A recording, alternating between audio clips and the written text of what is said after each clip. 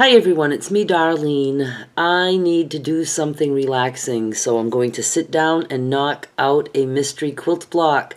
If you don't know anything about this series, I have a playlist link in the description. I just sit and pick fabric, I give you some sizes, and we make a quilt block together. I don't even know what it's going to be or what size. Let's get started. I just pulled these two scraps out. I trimmed this to as big a size as I could. This is 4.5 this way and 5.5 this way. This piece is 1.75 this way, and you want it at least 5.5 inches tall or longer. Mine is about 7. It came out of the box like this, so I don't need to trim it. I'm just going to sew it onto this piece and then I'll trim after the fact.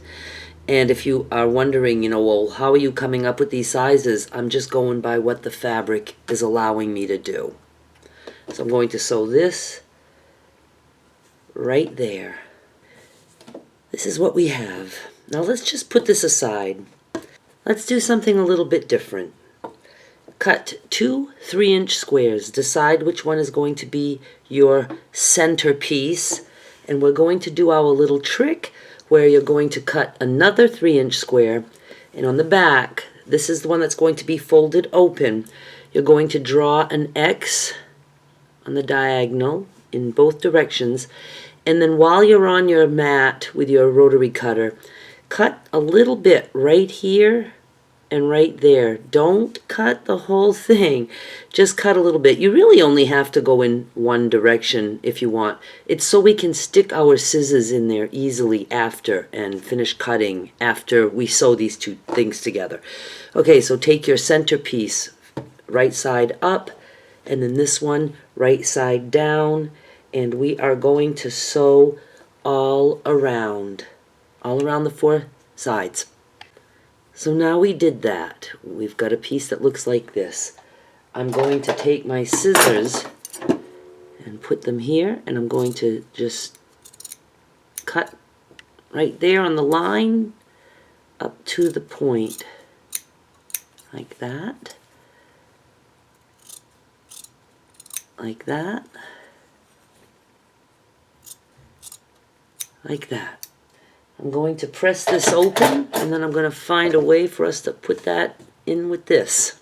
Now we have this, and you can take your scissors or your rotary cutter and go on your mat and cut off these points like that. Okay, let's put this guy aside for a minute.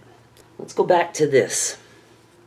I found a piece here. This is, make sure I remember here, 4 this way.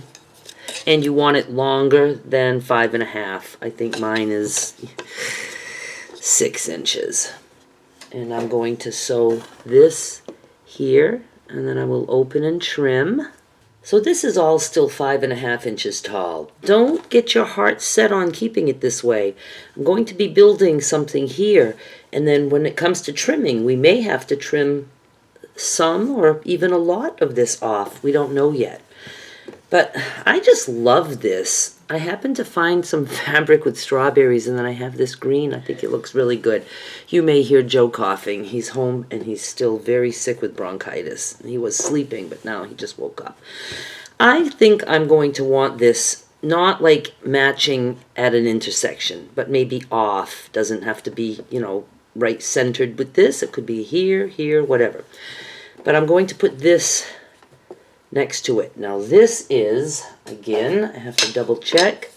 This is 2 1/4. 2 1/4 this way, and it just needs to be longer than 3.5. So let me just, I'm just going to start here, and then I'll just trim that, and I'll save that little piece. So just 2 1/4, longer than 3.5. I'm going to put that there, and I'm going to sew. I just found this. I'm not even trimming it. I love purple and green together. This is 2 inches wide, and again, longer than 3.5. Mine is just a little bit longer, so I didn't have to trim it at all. Right there. On the top corner, I want to do something going horizontal now because we have a lot of vertical going on. So I found these two pieces. These are, okay, one is 2¼ inches this way. The other one is 2½ inches this way. Doesn't really matter. What we're going for is that we're going to sew two things together open, and then we want to be able to trim to fit this and long enough for this. So if you want to do what I'm doing, 2¼ this way, 2½ this way. And I would say you want at least longer than, I would say at least 3½ or longer. Mine are about 5. 3½ or longer would be good. So I'm just going to sew these two together. I'm sewing right there. And now I can decide if I want this floral print this way or do I want the whole thing this way. I don't know, I kind of like this, I think, this way. So now I'm just going to move this down. I have a very good straight edge there. I'm going to decide though. See, if I move it here, then I'm going to lose a lot of this when I trim. So maybe I kind of want to center that. I think I like that. So I'm going to put this here, and I'm just kind of centering it, and I'm going to sew right there. I trimmed it, and now I have wiggle room with this too. I could go like this and make this a little bit more narrow. I kind of like that. So I'm going to just flip this here and sew. I don't want to leave this at the top because that will end up coming apart during the storage period. So I need a strip, and I'm going to put a strip here. I'm going to end up trimming, you know, from the bottom. This is about 1 3/4 inches tall. You could put one solid strip if you had something long enough. I just don't, and I don't mind piecing. And, you know, we need to cover, need to be like maybe 10½ inches so you can trim after the fact. This is going to give me whatever I want. But look, I'm not even going to cut. I'm just going to put this here, and I'm going to sew, and then I will trim this, and, you know, I'll make a strip that will be about 1½ or what did I say, 1 3/4 inches tall. But why trim now? I'm just going to sew and trim after. So I'm going to press that open, and I'm just going to take my ruler and match it up along the lines and then just trim like that.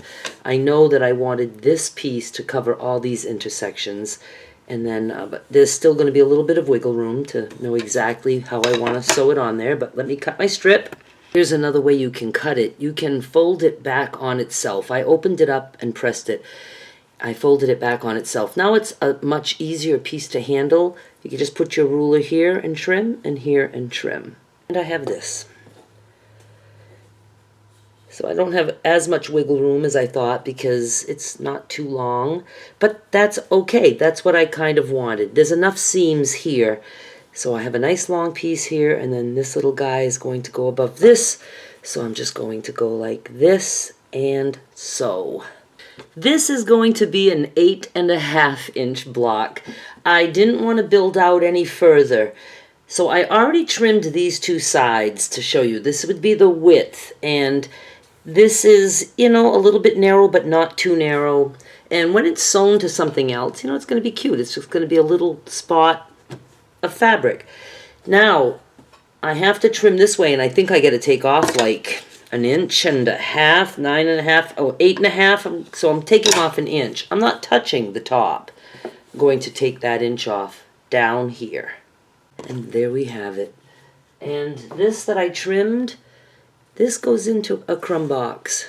You can absolutely use this for crumb quilting. And how did we have it? Like this, but it doesn't matter. I don't have anything really directional. So I really like it. All right, you guys, thank you so much for watching. I hope you're enjoying the Mystery Quilt Block series. I love it because I just get to sit down and play with scraps and put something together and let you know what I did. Please subscribe. I'll be back with more soon. Bye.